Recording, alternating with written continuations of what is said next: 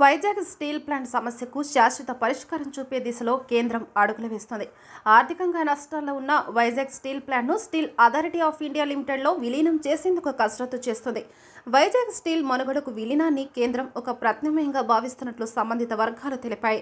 తాజాగా కేంద్రం ఉక్కు శాఖ సహాయ మంత్రి భూపతిరాజు శ్రీనివాస్ వర్మతో Steel Authority of India, National Mineral Development Corporation సంస్థల చైర్మన్లు సమావేశమయ్యారు.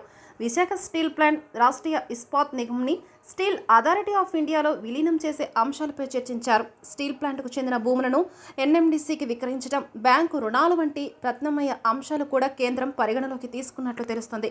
స్టీల్ ప్లాంట్ని సేల్లో విలీనం చేయాలన్న ప్రతిపాదన ఉన్నప్పటికీ కొన్ని సాంకేతిక అంశాలు అడ్డుపడుతున్నాయని, ఎన్ఎండిసికి స్టీల్ ప్లాంట్ భూములు అప్పగించే ఆలోచన కూడా చేస్తున్నామని కేంద్ర ఉక్కు శాఖ సహాయ మంత్రి భూపతిరాజు శ్రీనివాస్ వర్మ తెలిపారు. ఇటీవల వైజాగ్ స్టీల్ ప్లాంట్ అంశంపై చర్చించేందుకు స్టేట్ బ్యాంక్ ఆఫ్ ఇండియాతో కేంద్రం ఉన్నతాధికారులు భేటీ అయ్యారు. ప్లాంట్కు మూలధనం పెట్టుబడి కోసం రుణాలు అందించడం, పెలెట్ల ఫ్లాట్ కోసం ఎన్ఎండిసికి 2000 ఎకరాల భూమిని విక్రయించే యోచన కూడా ఉందని కేంద్ర ఉక్కు మంత్రిత్వ శాఖ చేస్తుంది. అయితే విశాఖ స్టీల్ ప్లాంట్ భూముల విక్రయంపై ఇప్పటికే సిబిఐ మాజీ జేడీ ఏపీ హైకోర్టును ఆశ్రయించారు. స్టీల్ ప్లాంట్కి చెందిన 24.99 ఎకరాలను మాత్రమే యాజమాన్యం విక్రయించేందుకు అనుమతించిన హైకోర్టు మిగిలిన భూములపై యథాతథ స్థితి కొనసాగించాలని ఆదేశించింది. ప్రైవేటీకరణ నిర్ణయంతో బగ్గుమన్న కార్మిక సంఘాలు నష్టాల్లో ఉన్న విశాఖ స్టీల్ ప్లాంట్ని ప్రైవేటీకరించాలని కేంద్రం గతంలో నిర్ణయం తీసుకుంది.